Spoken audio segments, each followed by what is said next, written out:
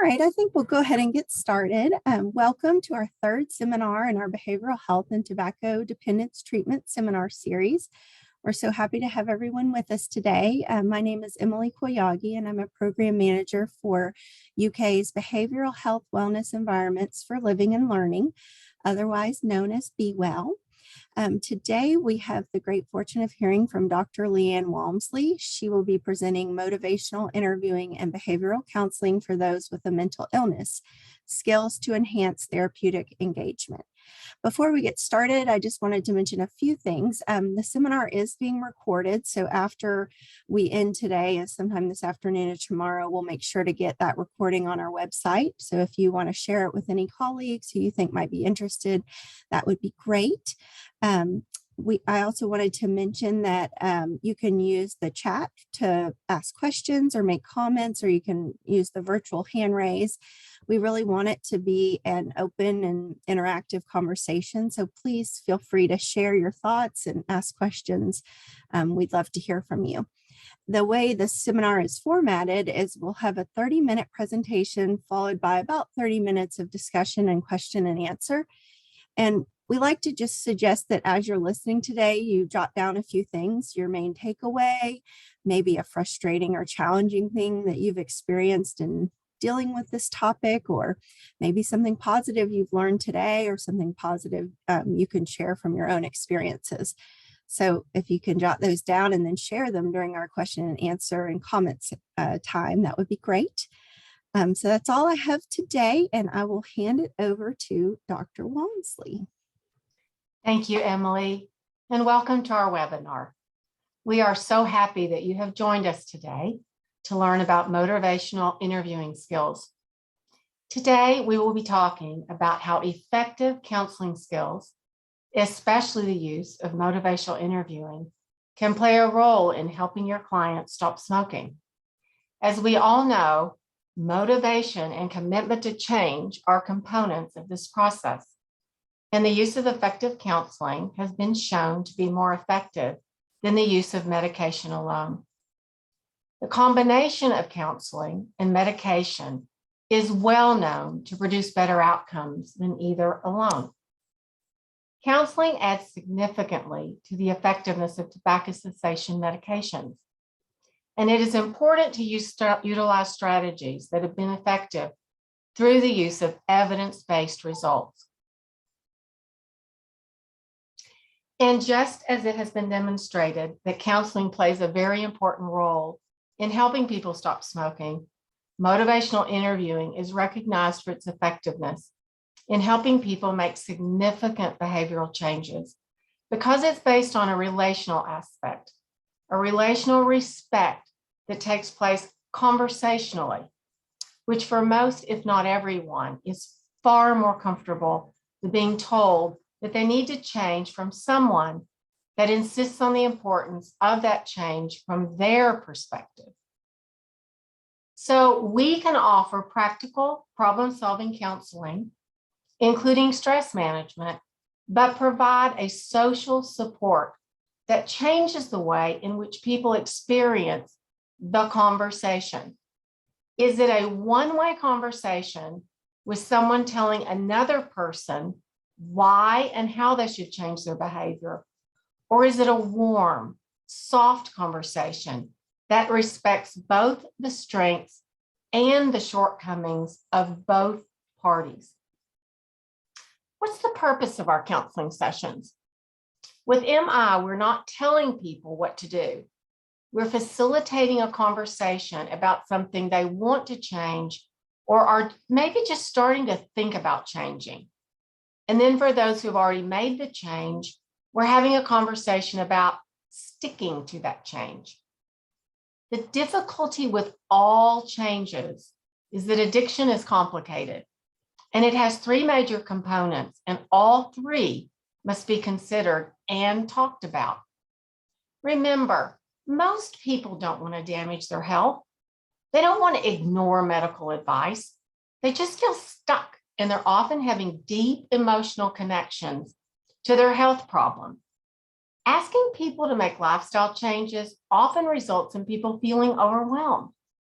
there are emotional and social reasons holding people back from making the needed changes.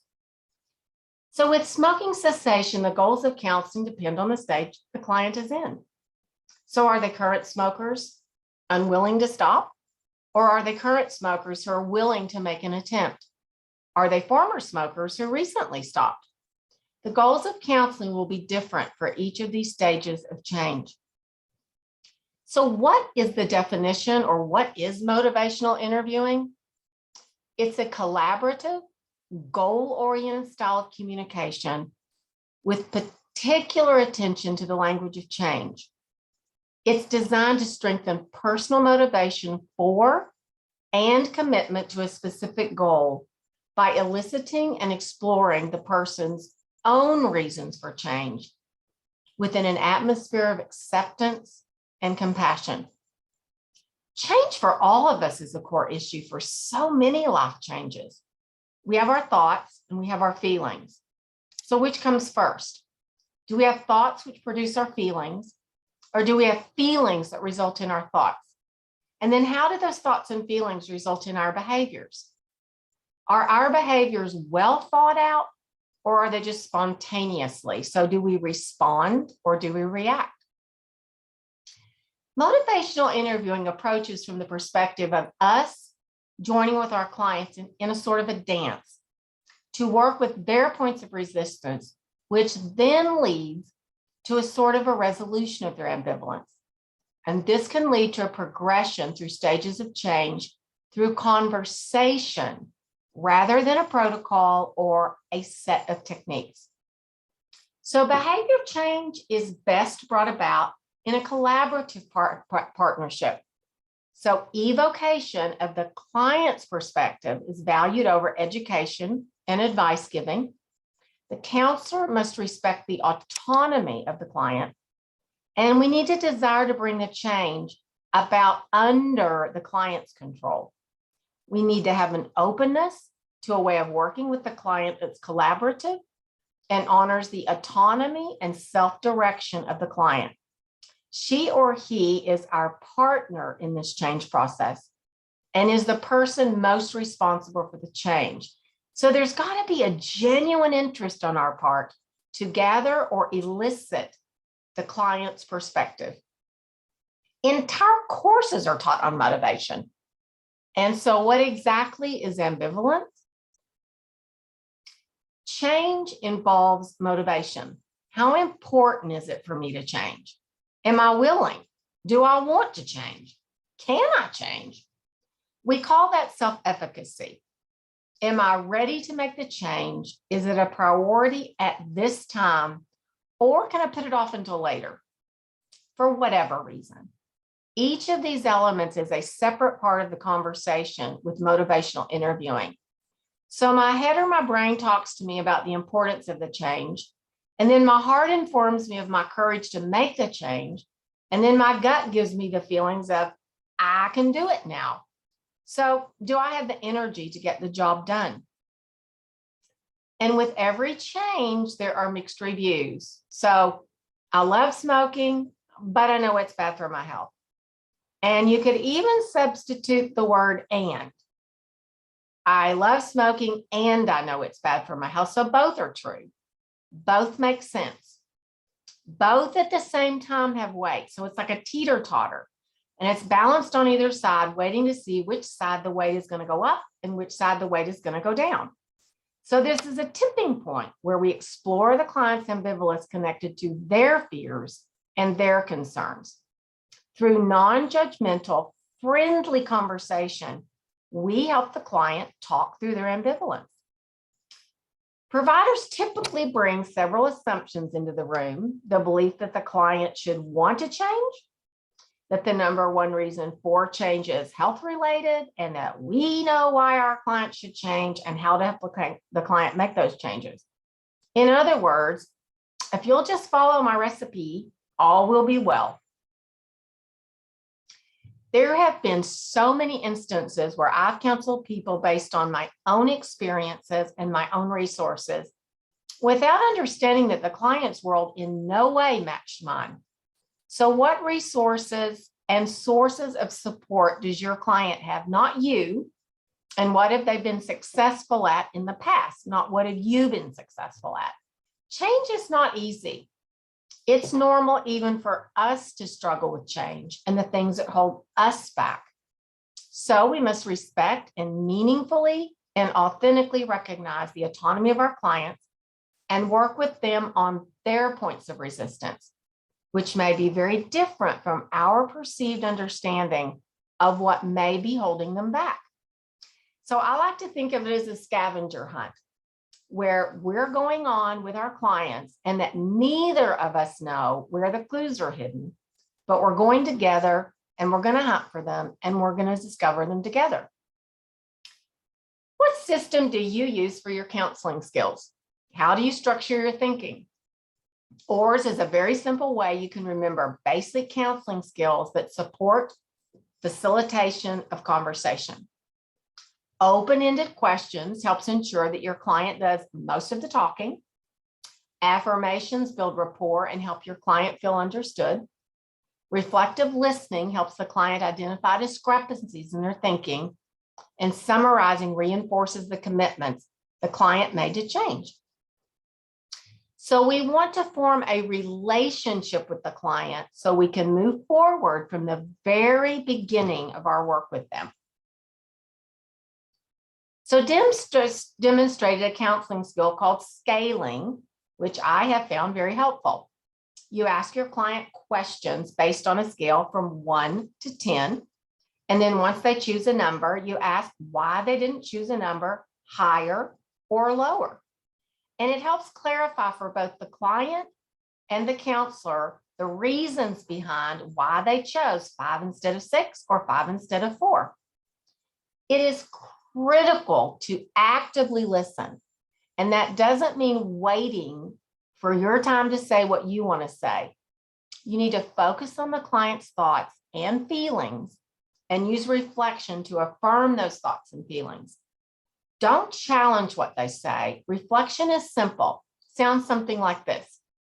I heard you say that while you would like to stop smoking, cigarettes are your best friend, that they've gotten you through some really tough times and they're comforting. Have I captured your thoughts and feelings? Or is there something more or something else you are saying or would like to say? I appreciate you telling me how comforting smoking can be to you and that smoking has helped you through really tough times. I can see how you think and have positive feelings about your smoking. This is not an opportunity to jump in and say, but can't you see what they're hurting and that they're hurting more than helping you? Wait for the patient to make that point in their own time. The technique of reflecting 2 opposing points without giving more weight to the so-called positive point is really important. And so where do we go from here may be answered with, I honestly don't know. This again is not the time for you as the counselor to tell them which side of the teeter-totter to come down on.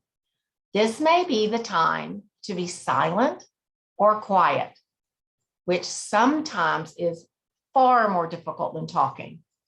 Waiting in the silence with clients is powerful. It lets them know that you are there with them in that space of ambivalence, that you are holding that ambivalence with them and not against them. Questions are a natural form of communicating, both personally and professionally. But in both cases, they can be distracting and feel like an interrogation.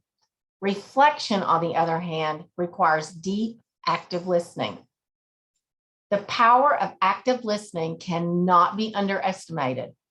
In a world where most people are talking rather than listening and suggesting rather than reflecting, this simple act can come as an oasis in a desert for people who want to be heard in a life where no one else is listening. It is our responsibility to explore with our clients how they are thinking and feeling because they may not know themselves. I want to make a point that I think is important. I have never heard a client say, the counselor told me to think about this. No, they say, my counselor told me to think about this. So with that in mind, we should think about our clients, not the client.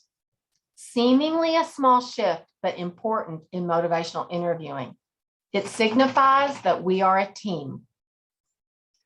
As we explain, explore, and educate, watch carefully to ensure that your client is ready and willing and wants to hear the information you have because they've asked or indicated they want that information, not because you think or feel that it is time to have that talk.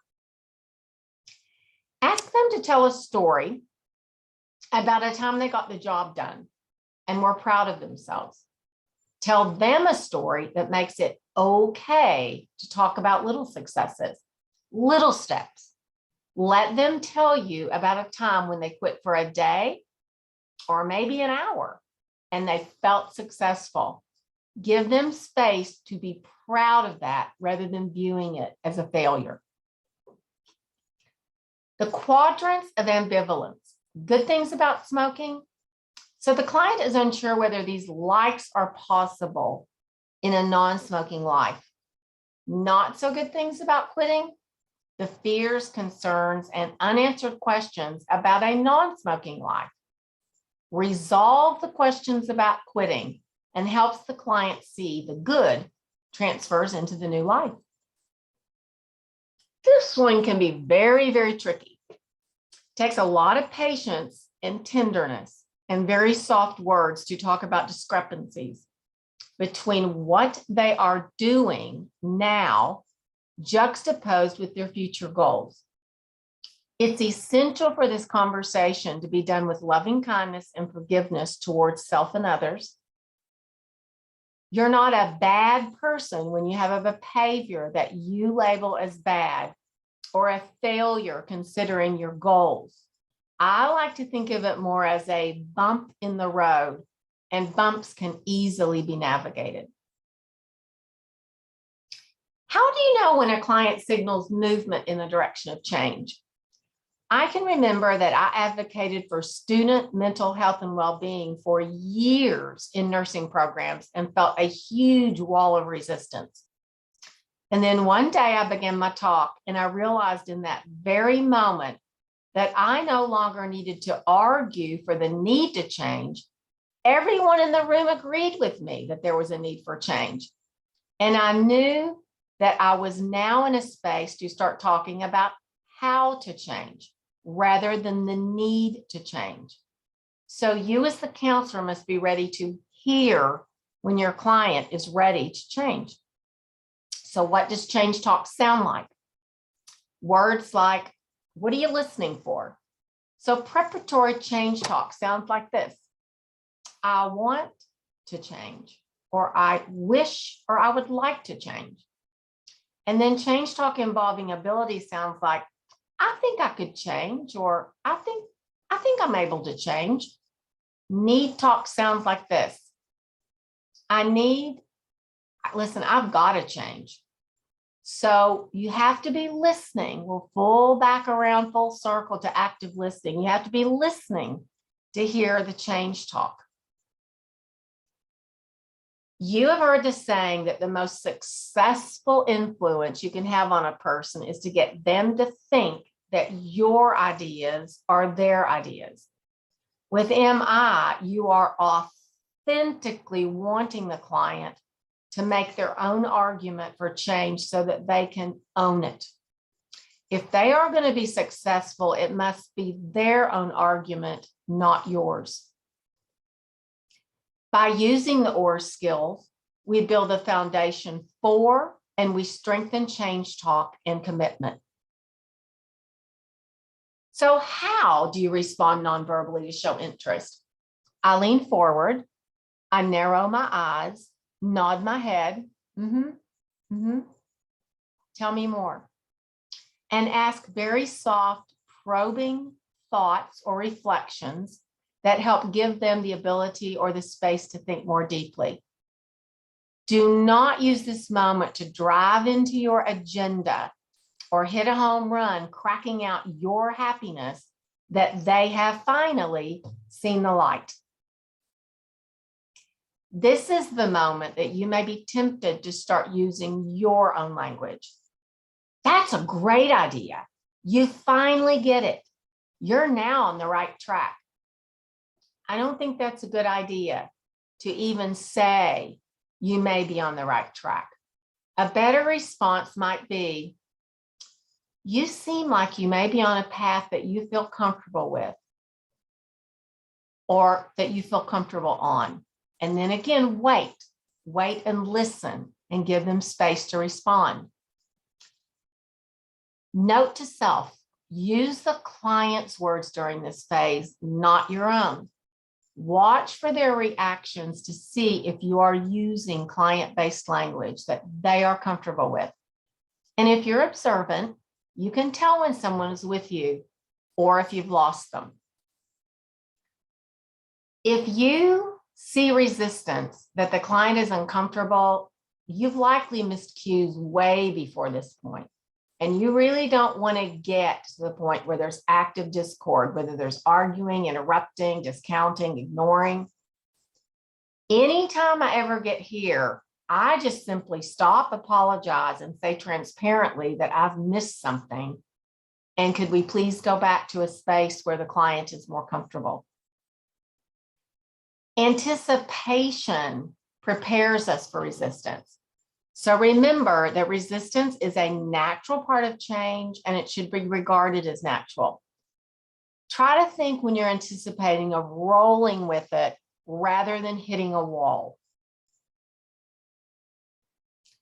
Once we get to this stage in our counseling where we're actually developing a change plan, there's a celebration and a sense of accomplishment for our clients. Our ability to elicit increasing strength of client commitment to change and to specific implementation intentions is key to helping the client take action and sustain change. Sustaining change is both joyful and hard. We must once again anticipate setbacks as part of human nature and prepare for them. We will see these commitments solidify as we work on resolving ambivalence in an enduring journey that accompanies all change. Our relationship with our clients serves to give them an idea of what it feels like to be supported in meaningful ways that produce the strength and courage to successfully embrace change. The one thing that we can all count on is change, and we can better prepare our clients for future changes through the use of motivational interviewing. Thank you very much for your kind attention.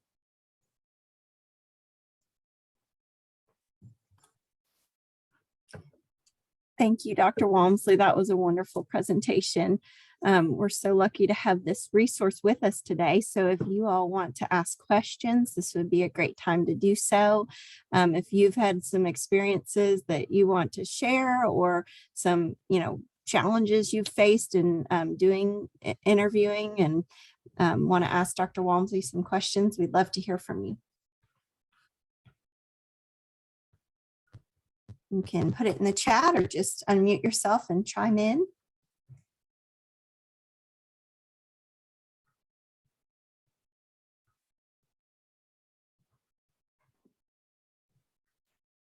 Dr. Walmsley, I'm wondering if we maybe could do a little role play, try a little role play.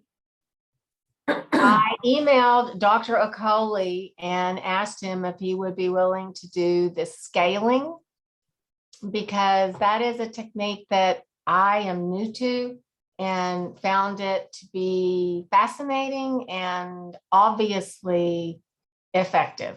It only took one time of Zim role playing it with me for me to realize how effective it could be.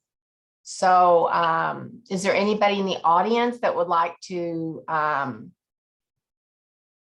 role play a person who is trying to stop smoking and let Dr. Okoli use the scaling technique. Would anybody be open to role playing that? Using one of the experiences that you've had with any of your patients? Hi, I could give it my best shot. Okay, thank you so much, Margaret. Yeah, no problem. When I conduct seminars, I find that the most effective ones are when I either encourage, persuade, or force my participants to interact. So it's all good, and we sincerely thank you for volunteering, because it's what makes for a good interaction and a good webinar. So, Margaret, I'm going to let you and Dr. Okoli role play the scaling. It's a wonderful skill. Okay, sure. Thanks for volunteering, Margaret. And just Yeah, as a no reminder to problem. everybody, with scaling, the goal is to not so much as prove how important things are to a client, but to recognize that the client already has their own motivation, and we're kind of drawing it out. That's really the key. So, Margaret, I want to draw out your motivation. Okay. And so, Margaret, you're a tobacco user, Mhm. and you've come to me because your significant other figured out it's time you quit. Okay. So you may not necessarily be as willing, but you were told to come, and so you've come to me. Okay. Okay, sure. So, hi, Margaret. I'm so glad you're here. And I hear that you might be interested in considering how to stop smoking. Well, I mean, yes, I do really enjoy smoking, but I see how much it bothers my partner. And so I'm here because of them, but I'm a little on the fence still about how hard it's going to be to quit. Sounds like your partner's kind of nudged you along to come over here. But at the same time, you recognize that your stopping smoking might be important to your partner. Mm-hmm. Yeah, I do. I mean, my partner usually, always has my best interest at heart. So, and I know that smoking is, of course, bad for your health and all of those things. So I want to humor them, and I want to learn a little bit more about quitting, but I'm not quite sure that I'm ready to do it yet, because I've heard that it's really hard. So you'd like to humor your partner, but at the same time, you're interested in thinking about opportunities to quit, but you acknowledge it could be something hard. Mm-hmm, definitely. I mean, I don't see myself being a smoker for my entire life, but I just don't know if right now is the right time for me to quit. Okay, well, thank you for sharing that. It sounds like being a smoker is not something you see your entire life, but there might be an opportunity to explore ways to maybe change that identity. So let me ask you a few questions, if that's okay with you. Yeah, sure. On a scale of 0 being not at all important and 10 being extremely important, where would you place yourself on the importance of stopping smoking? I would probably put myself at a 6. Okay, so we were at a 6. Oh, that's interesting. Why a 6 and not a 4 or a 5? Well, I think that if I was in the first half of the numbers, like 1 through 5, in my head, that means that I'm really not interested in it at all, and I don't see any importance in it. But I feel like I am over that hurdle. I know that it's important, and I am interested in exploring my options. I just don't know how difficult it's going to be and where exactly or how to go about it. Oh, so a 6 indicates to you that it is something important and you're willing to potentially explore some options. Well, what do you think would move it from a 6 to maybe a 7 or 8? That's a great question. I think that if I knew more resources to help me quit smoking and it wasn't such an overwhelming thing to do, that might move me in a higher direction with the numbers. Oh, so that sounds like maybe one thing we should explore is just more resources for the opportunity to stop smoking, and that might help move you along in seeing how it is important to you. Yeah, I agree. I'm interested in seeing about that. Okay, well, thank you. So that's just a small snippet where we worked on the importance category, but we could have easily done that for the confidence as well as the readiness. And with the importance, you notice where she put herself at a 6, I went lower. Why not? Why was it not less important first? And then she addresses why. And then we say, well, what could make it more important? Now, when we're working with confidence, we typically do it the opposite, right? They would usually rate a low confidence. And so I'd want to know, wow, you are at a 2. And that's, hey, that's confident. You've got some confidence. Why not a 1 or a 0? Why are you not less confident? And then what would make you more confident? So that's just a pretty good skill. So thanks so much, Margaret, for volunteering. Any questions about that?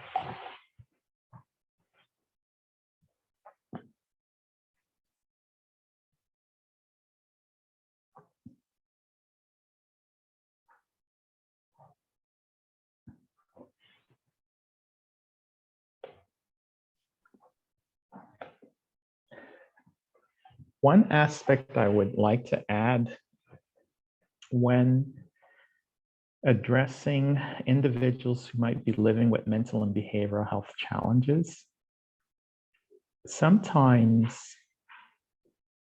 having these sort of conversations with them take a little bit of a lot of patience. Okay. If we are, I've had experiences with individuals living with schizophrenia. Sometimes their cognitive processing is a bit slower. They'll respond, but you got to wait.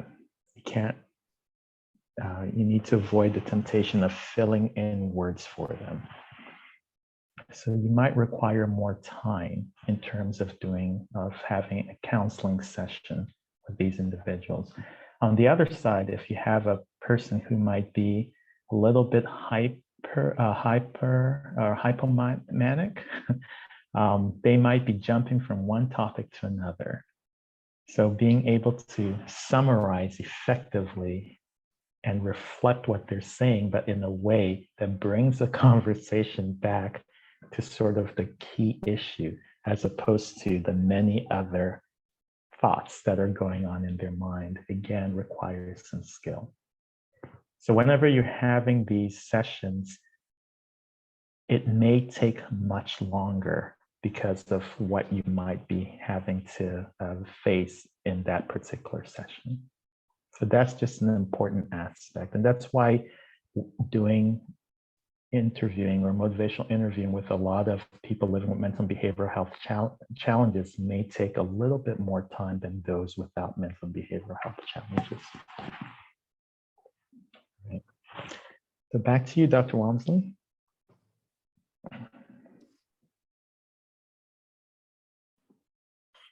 So one additional question that had come up prior to today, but I think it's a good one for today, is how do health providers balance their responsibility for sharing evidence-based information and their professional opinion with the client versus giving them the space and allowing the space there for the change? Where is the balance? That was a question that had come up before. I generally wait until I hear or see or experience something that indicates that the client wants the information. Another non-threatening way to divulge those kinds of educational information that's research-based is to hand them or offer them or have available for them in writing some of those resources. So to me, it would look like having pamphlets available, but again, not sticking them into their hands or forcing them, because then you're contradicting the relationship aspect. So it would be making them available and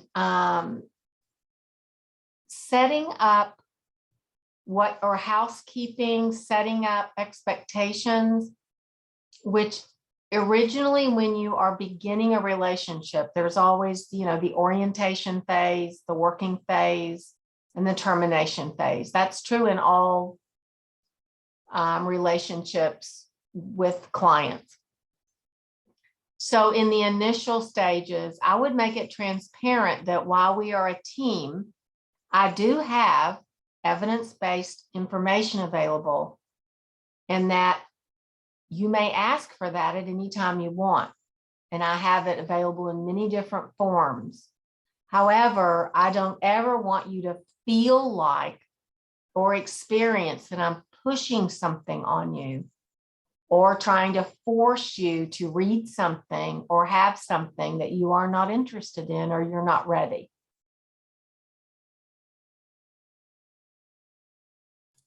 We do have a question in the chat. It says, is there any part of motivational interviewing that should be emphasized, adjusted, or considered an exception when working with youth?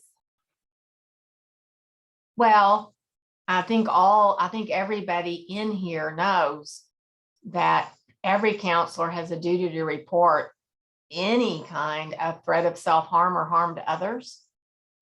I mean, that's a given when you are in a counseling space and you're in a private space. So, if somebody says to you that, they are thinking of harming themselves or harming others, I don't think it matters what age. And then it's very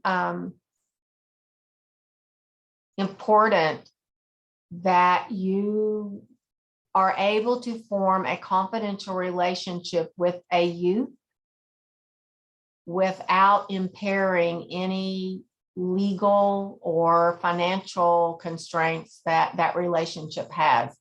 So, Zim, do you have anything else you would like to add to that? Yeah, in addition to what you've mentioned, Dr. Walmsley, those are very important considerations within that counseling space. In terms of two of the practices that we have in motivational interviewing that might be considered important, all are important, but open-ended questions are important for youth. And it really just helps them to speak. It's okay to be silent, to let them speak, but having those open-ended questions. The other second one I would say are the affirmations. Youth really need to be affirmed. They need to know that what they are saying is important and you believe it, you trust it, and it's valid. So those are the two aspects I would say that we pay particular attention to with youth. Certainly the reflective listening and the summarizations are important as well, just to help build that therapeutic alliance, to let them know that they are being heard. But affirmations is the one I would say is really important. Don't skip your affirmations. Generally speaking, if you think back, youth are generally in a position of forced listening. They're still in a position where teachers, parents, grandparents are molding them and are trying to influence them. And so some of the initial reactions of adults are always to talk at youth. So as Dr. Okoli mentioned, listening, drawing them out, giving weight to their concerns and giving weight to their thoughts is something that generally they haven't experienced a lot of. So it's critical that you give even more attention and weight to allowing them the time to speak, because as adults, we sort of have come to a way to express ourselves. We have a formula where we kind of know what we're supposed to say in most situations. And so we go ahead and offer that social response that we know works. Whereas youth are just still trying to figure out how to negotiate responses. And when so many youth now have grown up with cell phones and texting and remote interacting, they don't have a language, a full language that is present to actually go back and forth with a counselor. So even more so, you may be helping them understand what it's like to have a back and forth conversation. And so we are so inclined to fill up space when it's not filled up. So if there's not noise and there's not conversation, we go ahead and interject words because it's more comfortable. And so it would be important to get comfortable yourself with silence and space. And then another aspect that I have found works with many people that no other aspect works with is having a box of crayons and a piece of paper. And if there's a quietness, asking them if they can express themselves through color or art to share more about what they're thinking or feeling. I've even asked young people if they have a favorite song that they could play for me to help me know how they feel or what they're thinking, and use lyrics from something on their playlist that would, if they don't have the words, maybe there is a song that can express what they're feeling. We have a couple more questions in the chat. The first one is, do you have any suggestions for when you only have a very short time with a client or patient? Which part of MI would be the most benefit? I think, again, it would be open-ended questions and reflections and affirmations where you are giving them the time, the bandwidth, the space, and a safe place to express themselves without fear of judgment or fear of condemnation.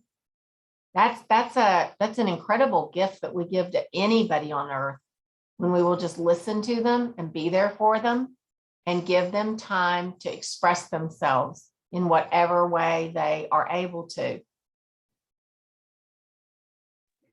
That's really good, Dr. Walmsley. And when I consider working with clients, my first session, if I've only have about 30 minutes, my goal at the end of that session is to maybe understand their ambivalence. Mm-hmm. And that's what we work the session around, just ambivalence. So the decisional balance. What are the good things about tobacco use? What are the things which you find challenging about it? And we just having that conversation could be a success. Then the next session, we may talk about the importance and the readiness and confidence of stopping and have a conversation around that. And then the next session, we may talk about plans based on the previous session. So it may take 3-4 sessions, depending on what time you have, in order to move things along. Our next question is, do you have any tips for motivational interviewing in a small to medium group setting? Anyone who knows me knows that I find group settings far more powerful than any other kind of mechanism for promoting change. I find that people supporting other people with a facilitator. So when I facilitate small groups, I really see myself as facilitating or part of the group. I don't see myself as the leader. I try to stop that feeling or that sense. Trying to help people understand that it's a safe place where all can be heard, and that we are talking about resistance points, and that everybody's resistant point is strength and courage for other people's resistant points, because in any group setting I have ever sat in, the power of people sharing with each other what those resistant points felt like give courage to the other members to realize that they're all common resistant points. And it gives them the hope that they can move past that resistant point. And then another person will say, well, I got past that resistance point and then I didn't. And so the concept of relapse is always addressed in a group setting, and it's able to be normalized. It's able to be part of the process. And again, like I mentioned earlier in the talk, seeing those as bumps in the road. And I don't even like the term falling off the wagon, because falling off the wagon sounds kind of dramatic. You know, you hit the ground and that sounds kind of painful. So I just like to think that we're all in the wagon together, and that any journey we have has a few bumps. We might run out of gas, or, you know, we might have a flat tire. We might even have a blowout, but there's always going to be somebody that can come and either put air back in the tire, bring us a can of gas, put a new tire back on. And, you know, for heaven's sakes, I mean, you can replace an engine even if the engine blows up. So, or you get a new vehicle and get in, you know, get in a new vehicle and find other tires to move you along. And I think in group settings, those kinds of experiences become part of the hope and joy that the group has together. It's like they're all on a journey together, and so it doesn't feel so scary.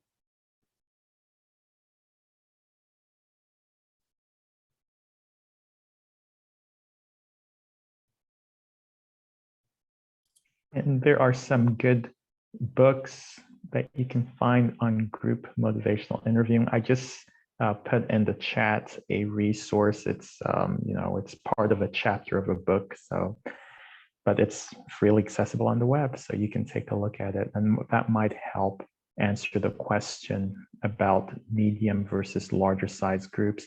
Another thing in addition to that is to consider not every person might be best suited in a group.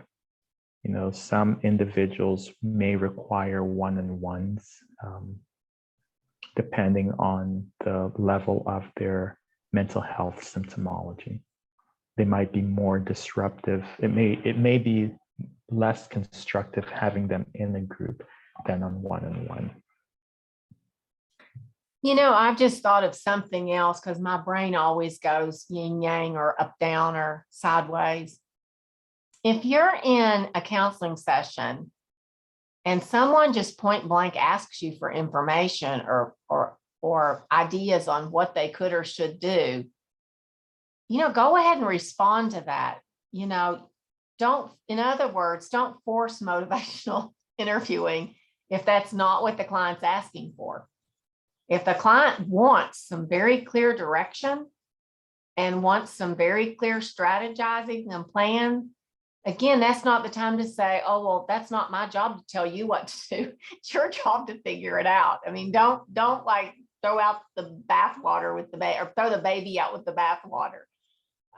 Realize that there are some clients who just come to you and say, hey, I really need your help, and I need you to give me some tips on what has worked for other people or what you would recommend.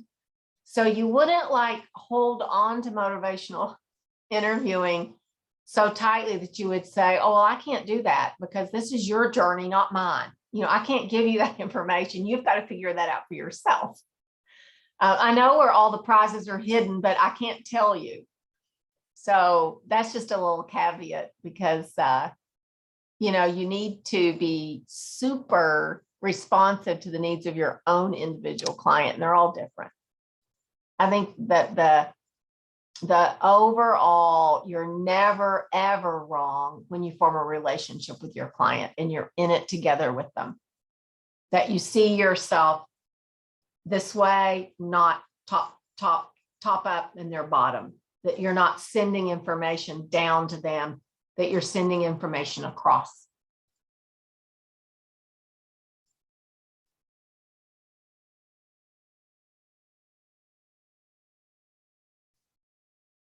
If you want to put my email in the chat, Emily, I'm happy to, or I'll do it. That's easiest for me to do. I can put my email in. Hopefully I get my email right while I'm typing. And then my cell number, I'm happy to answer questions. If anybody wants to call me, that's my cell number. And that's my name. It's a little disorganized. I guess I should have put name, email, and phone number. So I've gone backwards on it. But counseling is one of my favorite topics in the whole world. I'm a nurse, and I stepped out of nursing for about 12 years and studied at the counseling psychology in the Department of Education, because as a nurse, I always felt like I needed more counseling skills. And I guess I went to school for 10 years, 12 years to learn to be quiet and to wait on the patient to talk, and that I didn't have to say anything, that I just had to actively listen, engage my brain, remember what they said to me, and thread that information so that at the right time and in the right space, I could reflect that back to them in a meaningful way that kind of put their journey in some kind of perspective. So that's what I went to school for about 12 years to learn. And motivational interviewing for me is just bon appetit. I mean, it just fits me and my philosophy about how you interact with a client really nicely. It's very comfortable for me and feels good, and creates a lot of success for the clients and myself. It feels like we're in it together, and that we're going somewhere and we have a common destination, and we both hope to arrive. And if we don't, we'll get there someday. And I would encourage you all, if you haven't used some of those pieces or use that as a philosophical foundation for counseling, that you try it.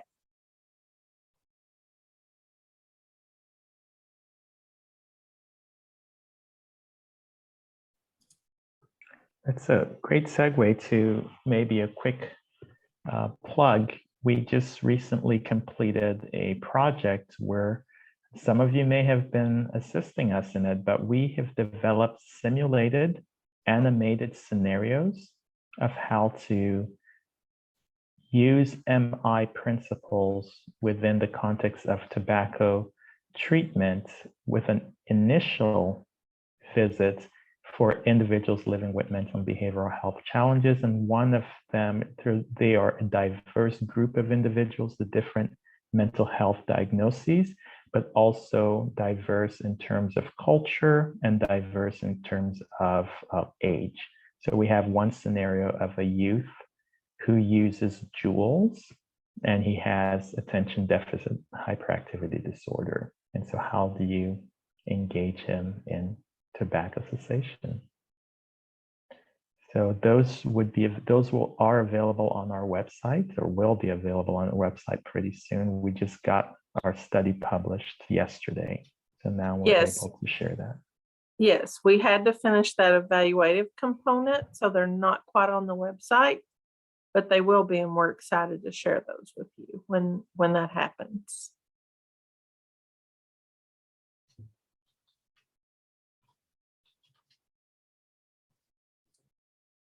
Okay, does anyone have any last questions?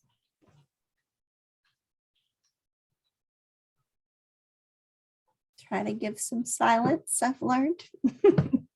Oh, I noticed that a couple of people are excited for the videos, and the easiest way to find those, Emily and everyone, would be to honestly follow the Be Well social media. It's UKBHWELL,